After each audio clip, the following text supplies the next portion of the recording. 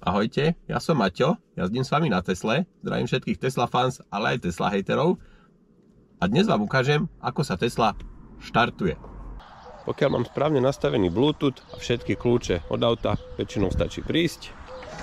Auto ma privíta kľúčkou, nastupujeme.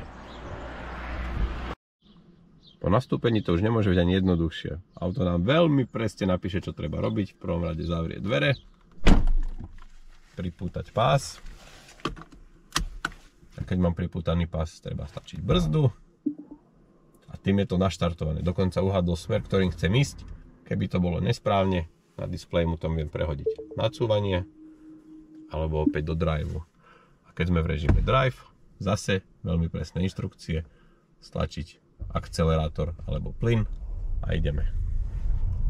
Toto, čo ste videli, to je naozaj všetko, rovnako pri vypínaní, stačí vystúpiť z auta, zavrieť dvere, všetko sa to automaticky povypína.